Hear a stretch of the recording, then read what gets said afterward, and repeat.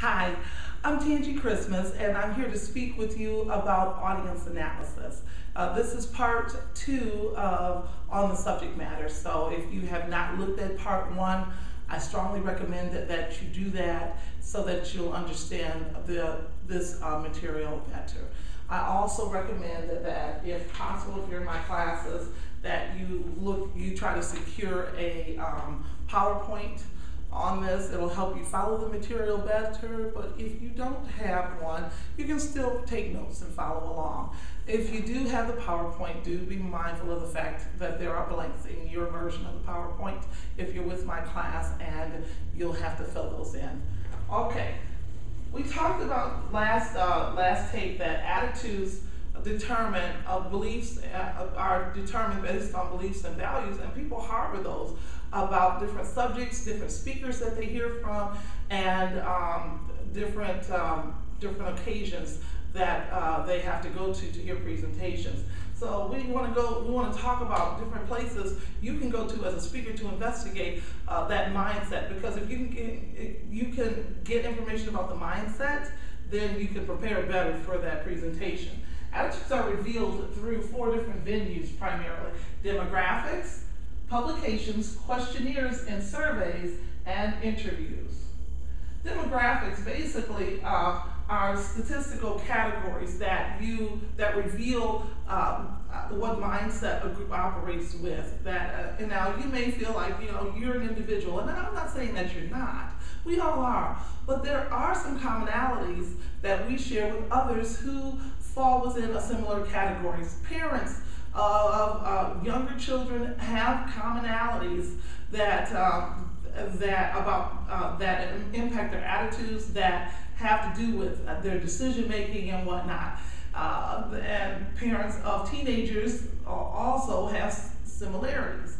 That's what it's getting at. Okay, so it's not to say that everybody fits within a nice, neat box, but sometimes by looking at the categories, the statistical categories that are represented in a group, you can learn something that might help you better prepare for your presentation. Age is probably one of the biggest categories that can help reveal attitudes. There are 4 categories that are addressed here, and I do recommend that you put an asterisk by this and remember it. If you're in my class, you will see this on the quiz and on the final exam. Why is age so important? Because it talks about what motivates us, what we're concerned about, and what we think about. The first stage, these are broken down into 4 life stages, 4 categories known as life stages. The first one is adolescence. It's from approximately age 12 to 20. And the core theme for this particular group is identity. Who am I? And how do I fit inside of this world that I'm called to be a part of? If your presentation connects with this and taps into it in an effective manner, you'll have more success with your audience. The second one is early adulthood. From 20 to 40 is usually the age group that is addressed with this label. And it deals, that group is concerned about careers and relationships. What am I going to do with my life, and who am I going to do it with? And so if your presentation can tap into that in an effective way, you'll find a stronger connection with your audience. If they're 41 to 65, they are in their middle years. I call this the state of insanity. Okay, this is where I'm at. The theme here is called full plate. Full plate. These folks have it all. They are dealing with their children who are becoming adults little by little. They have career issues that they're grappling with. They are dealing with aging parents oftentimes. And they are dealing with issues related to their own mortality. So it's a bit of a pressure cooker, and that's why if you are one of my younger students and you look at your parents and you think they've gone bonkers, well, they're trying to manage a lot. Okay? And then lastly, we have the senior adulthood group of 65 plus, whose theme is legacy.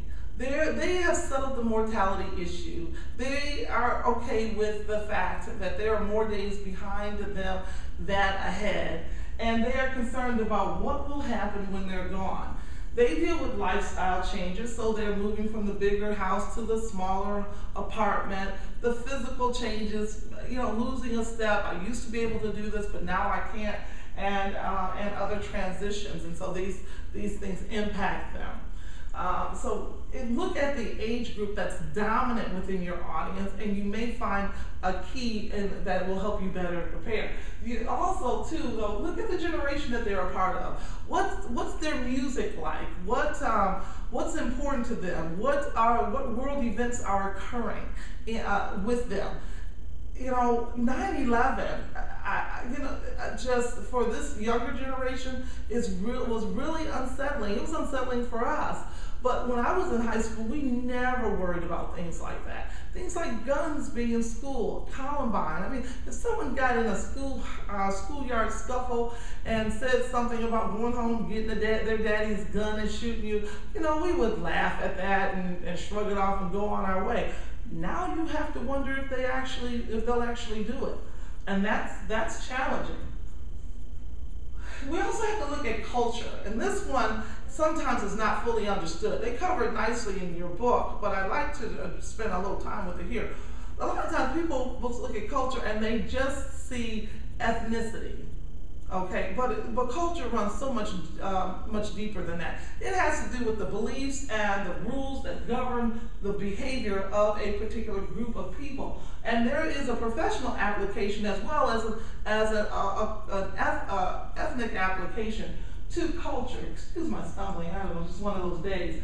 Probably the best depiction of this, and this isn't in your book, but I love it because I think it does the most accurate job of it, was put out by Jacqueline Brown in 1990. And she shows culture as an iceberg.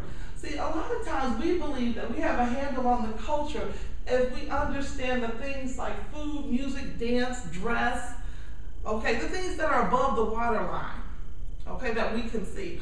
But really, to function effectively and communicate within a culture, you have to be familiar with what's below the waterline. How do they socialize? What are the patterns of socialization? How does the old interact with the young? And how do females interact with males?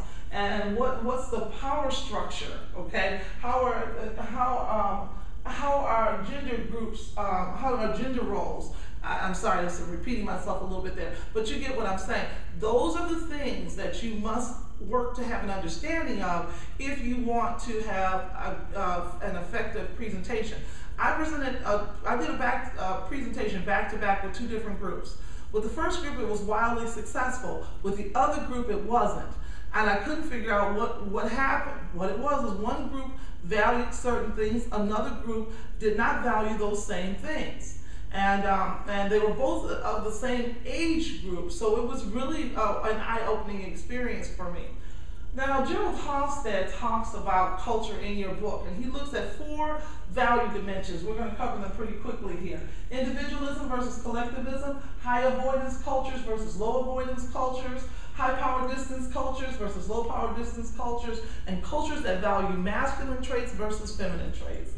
As we look at the first one here, individualism versus collectivism, if the group leans towards and values the rights of the individual over the rights of the group, then you're dealing with an individualistic culture. Again, remember I said that this doesn't just have an ethnic application, it has a professional application as well. If you're with an organization that, and you've planned a vacation, let's say you're one of 2 accountants on staff and you've planned a vacation, and that vacation has been on the books for months, but the other accountant comes up with appendicitis. What that company asks of you will determine which culture they're a part of. If they're an individualistic culture, they will say, go ahead, take your vacation, and they themselves will in turn find another way to get through what they need to get through. However, if they're the alternate, which is the collectivist culture, they will expect you to sacrifice your individual needs for the needs of the group. Okay? So keep that in mind. Are you when I gave that same presentation back to back, the first group was an individualistic culture, and the presentation went over well. The second group was a collectivist culture, and it did not go over well. So, all right, let's look at the second one, high uncertainty avoidance versus low uncertainty avoidance culture. Does the culture allow for people to go their own way, or are they very rigid and formulaic about individual behavior? If the culture is very rigid and they do not tolerate uncertainty in individual behavior, then you're dealing with a high uncertainty avoidance culture. If the culture is more vague in how lifestyles are defined and they're okay with variations in individual behavior, then you have a low uncertainty avoidance culture. I had a college colleague who came from a very conservative culture in China, and in China this gentleman had an affair. And even though he was esteemed highly as a doctor, initially he lost his entire practice because he had an affair on his wife. Public shows of affection are not allowed in certain cultures, and that's professional as well as ethnic. I worked for one company and tried to work through lunch, and I was cautioned against it. I was told, look, if you start to work through lunch, they'll expect all of us to work through lunch. And they said, we don't care if you do your work, but you have to leave here, go sit in your car, go sit at a restaurant. And another culture that I worked for professionally, they didn't care what time I came in, they didn't care when I took lunch.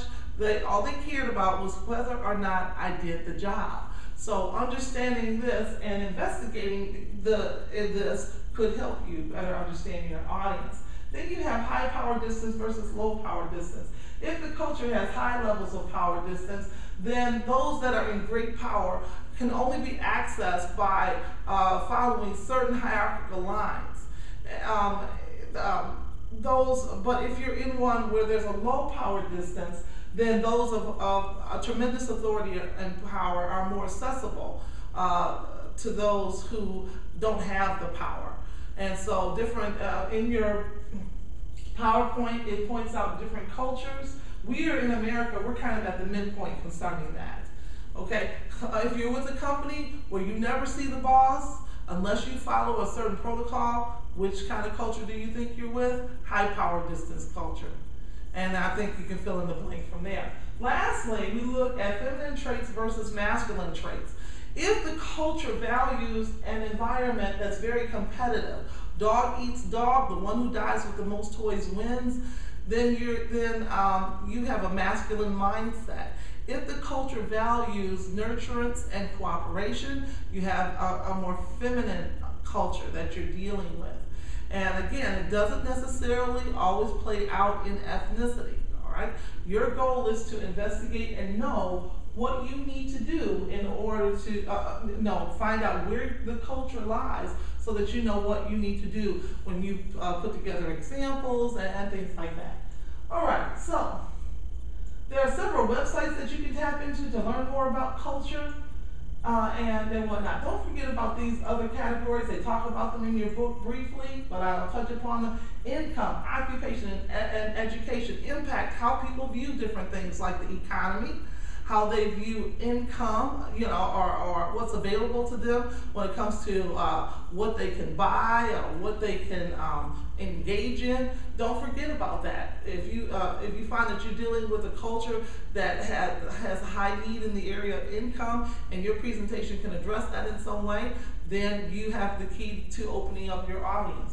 If they are of a certain educational background, then their way of understanding things and approaching things may differ from another group that has a different educational level.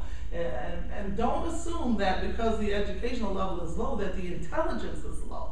That you might find yourself quite mistaken by that.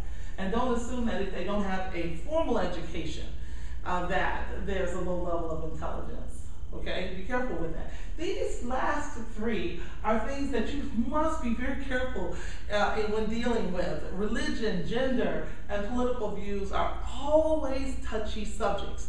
It doesn't mean you don't address them, but you must address them with a certain amount of reverential fear, because a good presentation can go down the tubes quickly if an offhand comment is made in one of these categories. I had a friend who was giving a presentation on academic readiness to a group of senior citizens.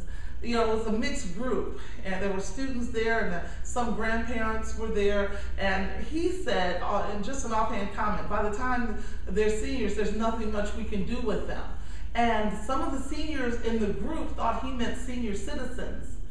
And he heard somebody say, "What do you mean by that?" And then he realized what he'd done, and he quickly corrected it. And but it would have really eroded away the effectiveness of the presentation had he not fixed that. So be careful with those. Okay, so how do you gather information? Well, you can gather it through published polls. Your tax dollars pay for them. So the Department of Labor, the Department of Education, they have plenty of polls out there. Go and look them up. Ask the reference librarians about them. You may be pleasantly surprised at what's already out there. You can also use questionnaires and interviews, but you have to make sure that if you use a survey or questionnaire, that you structure it properly.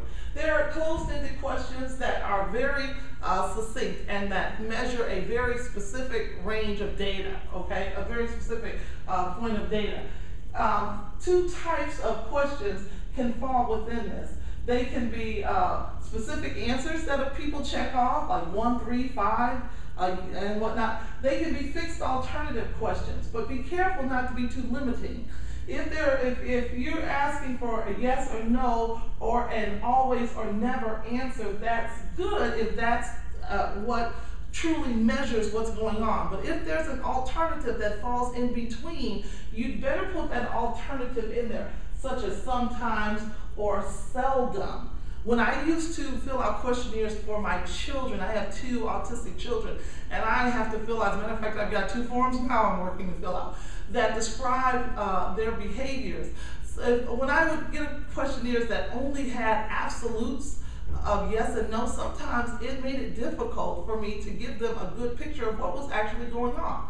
Because they'd say, well, does Nehemiah tantrum when changing activities? Well, yes or no? I'd say, well, he doesn't always. Sometimes he does and sometimes he doesn't.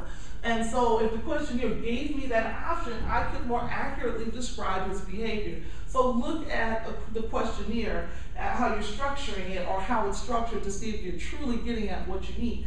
Lastly, is the attitude scale. The attitude scale will make a statement and then ask the person if they agree with it.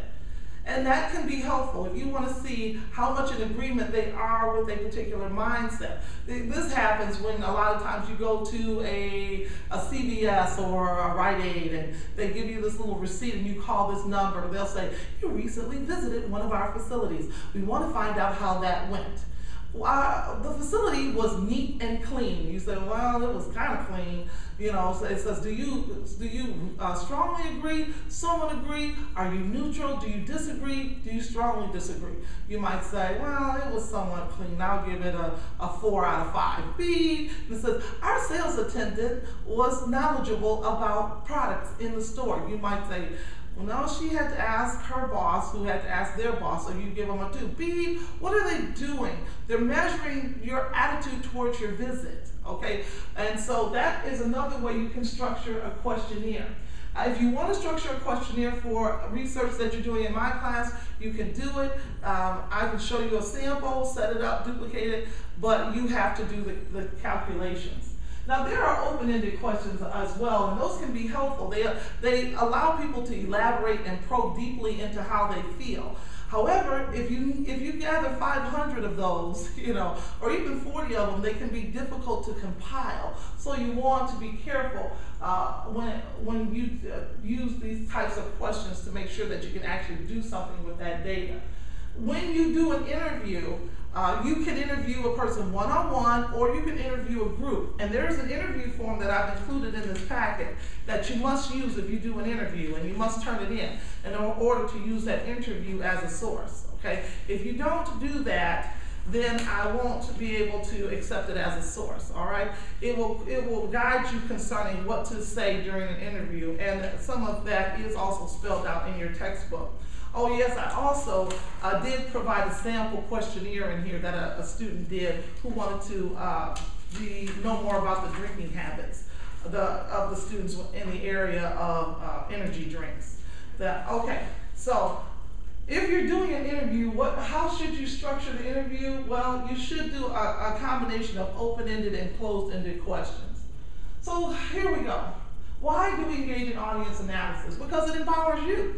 It's a lot of work, but you're much more prepared for your presentation if you know the mindset of your audience, and you are aware of how they feel about you, the subject matter, and the occasion itself.